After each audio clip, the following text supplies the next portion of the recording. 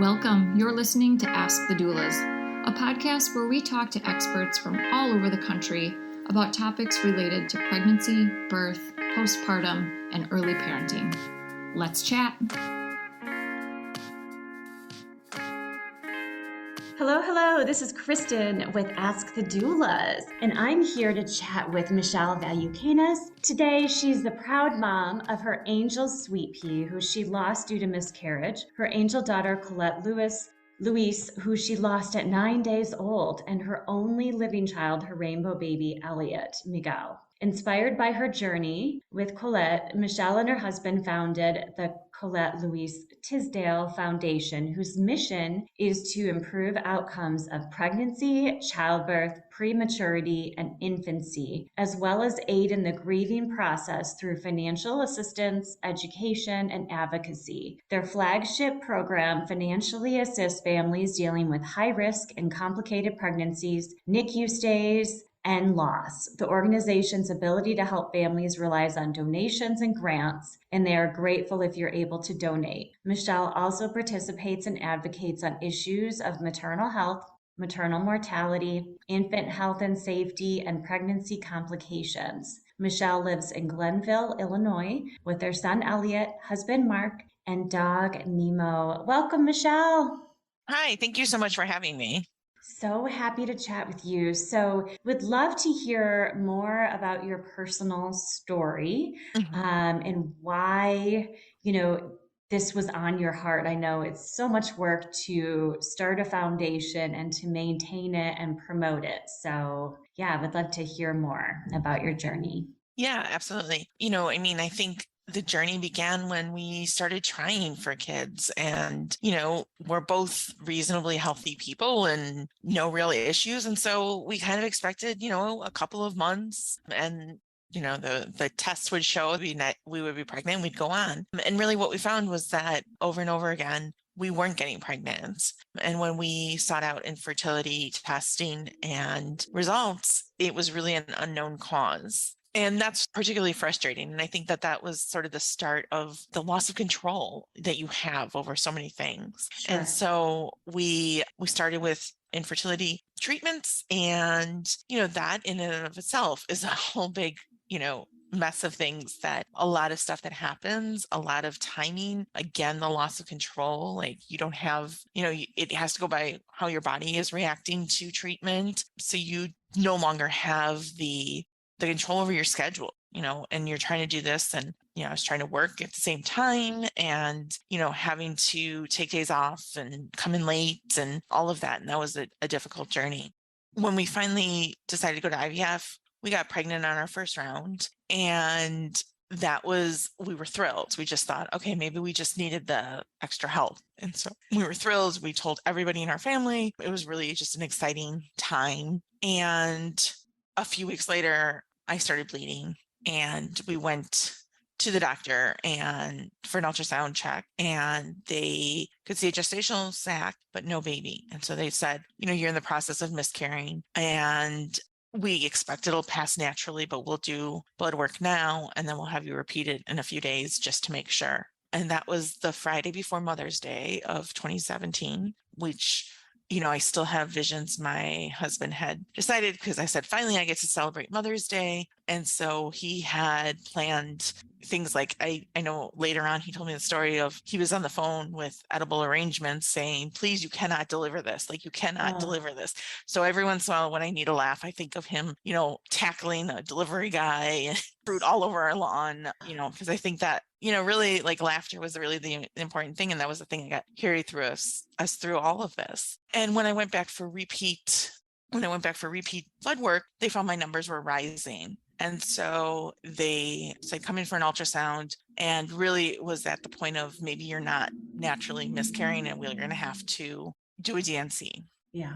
So during the ultrasound, they found a heartbeat and said, okay, we were wrong. Baby's just measuring really small, and was measuring a little bit small. And that's why we didn't see a few days ago. So you're pregnant, start back up and everything. And that's, really stunning news to hear, and really just kind of messed with us. And so somehow we managed to go to work that day. And after work, I was meeting up with my sister. And as I was meeting with her, I felt a gush of blood. And so I fully miscarried and ended up in the ER where they told us, yes, everything has passed, no gestational sac, nothing.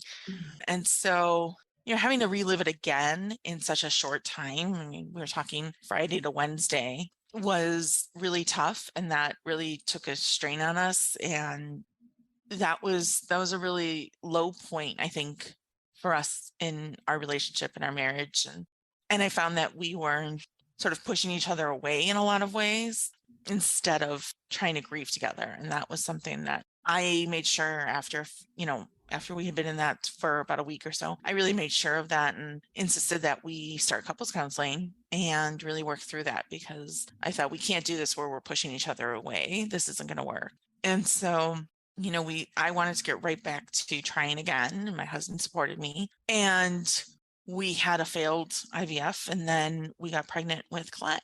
And, we were so thrilled. Oh my God, did I have pregnancy symptoms?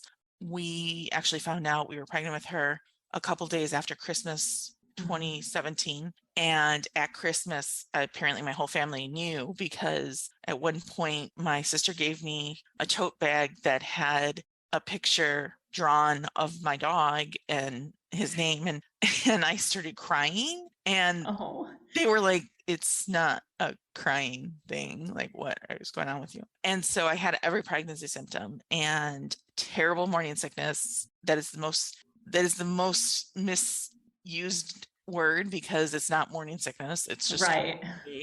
Sickness. But that all meant I was still pregnant. And so we went through it and we got past the first trimester, and, really we're excited. I was excited to tell my employees. I was excited to tell, the world, my friends, everybody, and everybody was so excited for us. And, things were going well, and we were doing this. We crossed in the second trimester, and at 21 weeks pregnant, I went to a standard OB appointment. Actually, that day, I felt the best I had felt during the entire pregnancy. I had energy. I finally was like, oh, this is what they say the second trimester. You have like this boost of energy. I get it now. Okay, I feel better. And my blood pressure was 188/110. And so I was sent to labor and delivery. And then I was admitted to the hospital and was told, you'll be here until you deliver. And so just to give you like a frame of reference, that was an evening of May 8th, and I was not due until September 7th. Wow. Okay. And so a really long time, and just, what does this mean? And so went with it. And one of the things that really started sticking to me was that, when they told me that, I had a million questions in my head, right? Everything from what I now realize as a parent is, the stupid minor stuff at this point was like, we don't have a car seat. We don't have a crib. What are we going to do? To, the important stuff, like, I supervised a team. What were we going to, how was I going to do that from the hospital? I hadn't had a plan. There wasn't a backup for me. There wasn't, all of that stuff. To, am I going to survive this? Is my baby going to survive this? And so really, kind of struggling with all of those things. And, it's really scary to come in and they start, spouting a bunch of numbers at you about survival rates and, what their treatment will be once you get to this week, all of these things. And they're coming in, and at one point I had a doctor who said, let's just sign it now since we know we're going to do a C-section. And I said, well, maybe not. And she looked at me and she said, we're going to do a C-section. And, all of those things. So everything was like, just, pulled away. But when I had time to settle, I really thought about, where am I blessed? And one of the things that I really thought of was, I didn't have to worry about money. And all of this, that was like a big thing that was just off my mind. And I knew how lucky I was to be in that position. And so I started thinking already at that point of doing something. And when I said doing something, I don't know what that meant at that point. Okay. And, it went on. And so ultimately I was in the hospital a little over 3 weeks. And when we had done an ultrasound when I was first admitted, Colette was measuring a little bit behind, and the doctors were not super scared. They were hoping that once they regulated my blood pressure and everything, that she would catch up. And when they did a repeat ultrasound, what they found was not only had she not caught up, but she had had no growth in that 3-week period. And so they came basically saying, really, we think that the best thing to do is to deliver, because we have more interventions we can do on the outside.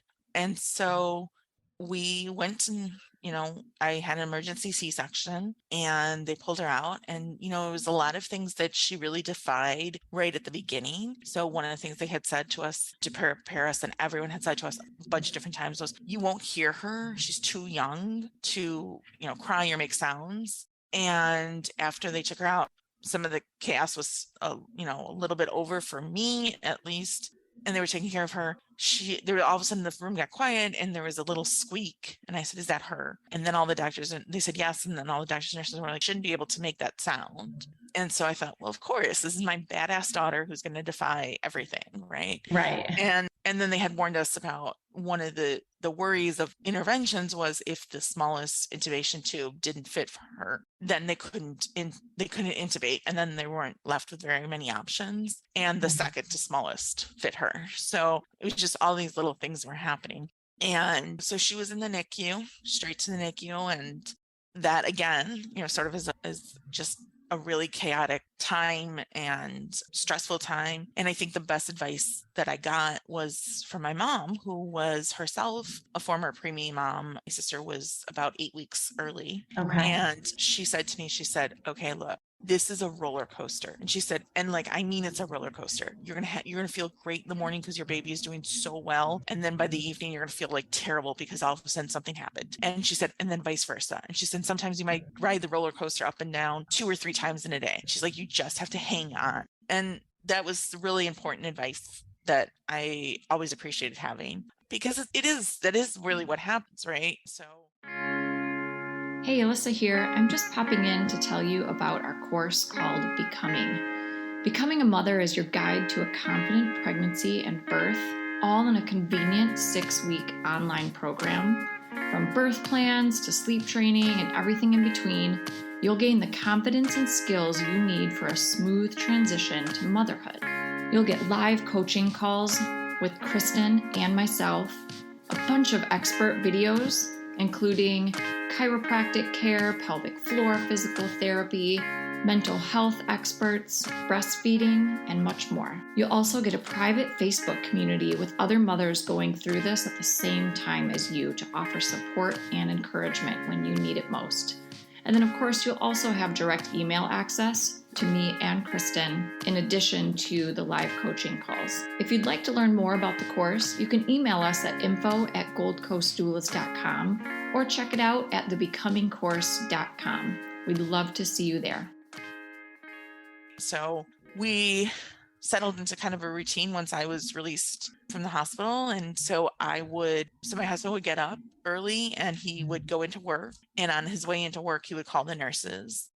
Since I was recovering from a C-section, would move a little bit slower. And so I would get up and move slowly and then get ready. And I would go over to the hospital and usually stay there most of the day.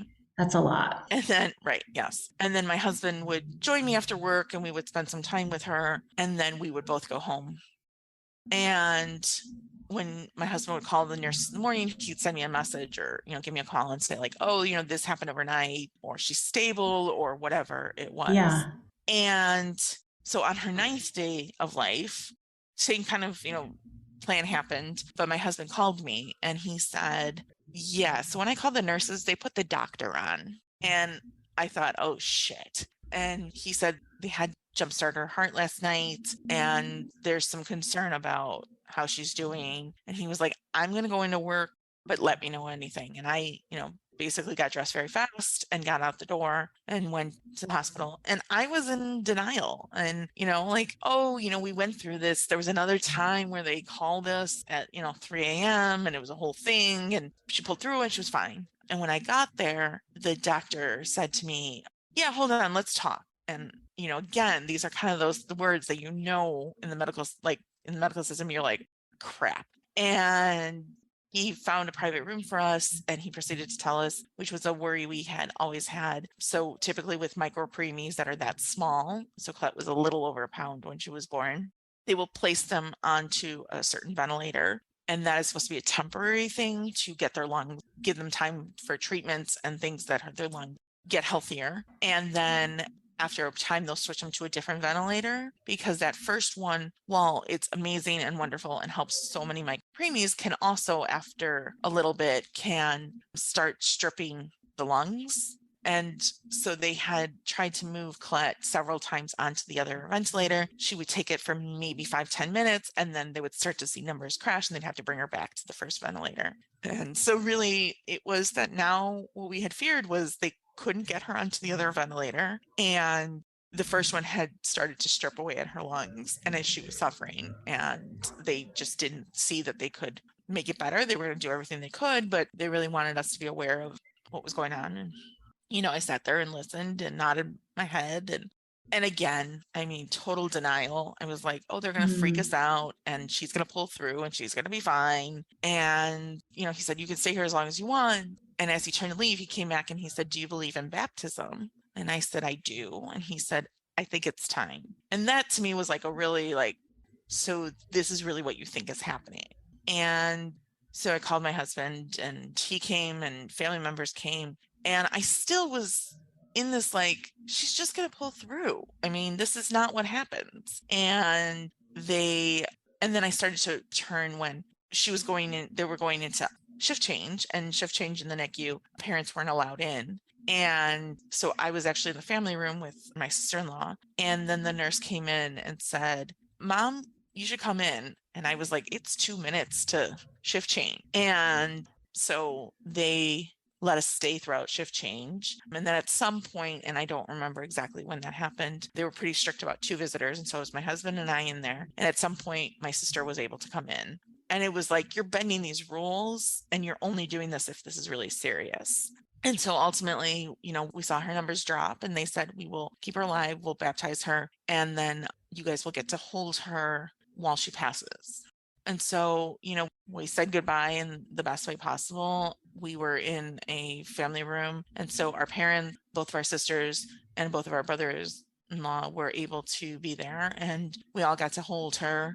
And we all cried together and, hugged and did everything. And ultimately, said goodbye to her. And that was, it's still surreal to think that that's what happened. And it's the most devastating time. And then, they come out, and I still remember somebody coming in and talking to us and saying the phrase, do you guys have a funeral home in mind? And just thinking, no, both of my parents were alive. My husband was, in college when his father died. We hadn't planned a funeral. We didn't know what to do. And you're definitely not thinking that when you're preparing to have a baby. You're not thinking about a funeral home at that point. And so, it was really it was devastating. It was sad. It felt isolating. It was just one of those things. I mean, I felt so much guilt thinking it was my fault and it was my body. But again, sort of that money thing came up. It was at one point, I guess I must have had a weird look on my face. And so the person who had come into the room, and I don't remember if it was doctor, nurse, social worker, other random person, I don't know who it was. And he said, if money is an issue, a lot of people cremate because it's much cheaper. And that has always, it hit me hard that day, and it's always stayed with me, is why are parents having to choose something and how they memorialize their child who died when over money? And that really stuck with me. And so again, it was all those money things just coming in throughout the process, and like medical bills, and then you're medical looking bills, at, yes. And then, just cost of transportation. One of the people who was in the same pod as us in NICU, who had probably I'm in Chicago area, in good Chicago traffic, had probably an hour 15 drive, because that was the closest NICU to them. And so that expense of gas, I mean, and this was when gas prices were good. So now if we think about, as gas prices have risen and dropped and all that, how much worse that is, usually at a time when one or both parents are either working less or not working. And so all of those things really were folding into my mind. And so, really left with thinking about it, we decided this is what we're going to do. And so we established our nonprofit, our foundation, with really trying to do financial assistance for kind of what we see as essentially the 3 stages of Colette's life. So high risk pregnancy or pregnancy that develops complications, Yes. NICU stay or loss. And, in a lot of ways, this is me running it is how I'm parenting Colette. And it looks very different. And it's very different than I parent my living son. But, that's really what I think is really truly important, is to be in that spot and be able to do it. So we've been in operation a little over 4 years. I think we're coming up probably about a month on our anniversary from the first grant we gave. And we've given away over $1 million in grants. It's amazing, The Michelle. families across the nation. And and the need is astounding to me. I probably had the biggest vision of what this was going to look like and what the need really was. And I am constantly shocked by just how much need there is. And so so that's really what we're doing. And, along the way, we realized how many issues the general public wasn't aware of. And so we also do some education and then advocacy where we can, because, really some of these problems are so structural and so institutional that we need to really change those in order to change the course of some of our mission. So how do families, if they are seeking assistance from your foundation, how do they connect with you? Yeah, absolutely. So they connect on our website. There's a brief application that they fill out. And then we also need a verification. So that's typically the vast majority of times it's social workers who are submitting those, but it could be a case manager. Could be we've had some doctors and nurses. It could be a death certificate or other paperwork that's from the hospital that establishes it, but basically just a third party verification of it. And once we have those, my husband and I review them every week and we give a decision. So basically, if your application and verification, everything is in Friday at 5, then we review it on Saturday and you'd have a decision by Monday morning. And then once you get a decision, so the decision is usually we're going to approve you for this for X dollar amount. And then clients have to submit where they want to spend that. And we would pay the bills directly to service providers. So directly to utility company, directly to a landlord, that kind of thing. The only kind of, exception of sorts is we do gas gift cards. And that's great. That had been our biggest request for some time. And we have actually now seen in the last couple of months that rent is actually a bigger need. We're actually giving away more in rent dollars than in gas gift cards. And makes sense with the rising housing costs. Yeah. And so, which is also, it's all interesting to see how shifts in, the greater world affect families and, where they're at. So, so that's basically what happened. So it's a very quick turnaround that was intentional because we know things are happening very fast and that people need help when they need help. And, usually when they're turning to us, things are already pretty bad on that front. Right. And so, so that's really what the process is. And how do our listeners get involved or donate? So, donations are great. What we have built in a structure is we have a generous donor who is covering essentially all of our overhead. So postage and website hosting and all of those things. So donations to us go 100% to families in need. So it just goes straight into that fund. So that you're not paying for anything other than helping a family. And we really appreciate that. The ability to give really is affected by what's coming in. And so we appreciate that for sure. And in terms of getting involved, I think, spreading the word, whether that be for families who might need help or people who might be interested in donating, I think that's really important. We are a small organization. It's essentially very much just me. We're doing a lot on a national scale. And so, getting out the word, sharing some things, learning about something, and then really deciding to share it is really helpful for us.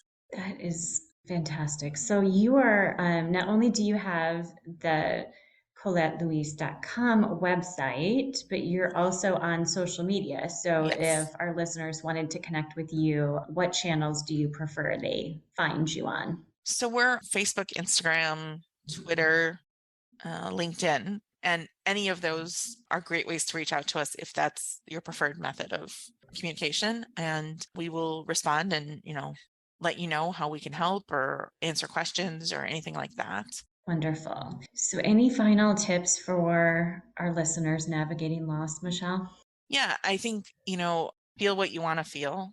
Grief, I think we have this notion and, that grief ends at some point, and it doesn't. Grief is reactivated over and over again. And, we just came off things like school pictures, right? The first day of school pictures, which are really popular to post on social media nowadays. Yes. But are really triggering for lost parents, because if they're seeing somebody who's the same age as their child they lost would have been, that's really triggering. That's really difficult. And so sometimes there's a lot of grief over that. We're coming up on Halloween, can be really tricky. The holidays can be really tricky. And then there's just the random, Tuesday, out of the blue kind of hits you and overwhelms you. And all of those things together, really means it's a lifelong struggle, and it's working through it. I am a big proponent of therapy. So I say, individual therapy, couples therapy, if you can do it, because there's still conflict and there's still issues to work through, and to just make sure you're communicating about how all those things are affecting you. And then I always recommend finding sort of your village, your people, because I have found, and I have a couple of really good close lost mom friends who are also parenting after loss. And it's really nice because all the thoughts you have, all the actions you take that are really resulted from grief, it's nice to be in a space where you can just reach out to other people and say, this is the thought I'm having, and that you're getting the, yep, I get that. Yep, I felt that way too. And you're not feeling like you're alone. Exactly. And so I think that those are the really things I can say. These are tragedies that honestly will bring out the true nature of other people in your lives. And there are people that are not going to be supportive. And it's really devastating when that happens. And you have to make decisions as to whether or not those people should remain in your life. And if they are, how you're going to interact and deal with them. That's good point. That's really hard. And I think, so that's why I really say having your village is nice, because you can sort of bounce that off and say, I have this one friend who is saying X to me, and we can kind of, talk through that and see, what does that mean? What does that look like? How are you going to deal with that? So I think that my best tip. I think for parenting after loss is tough.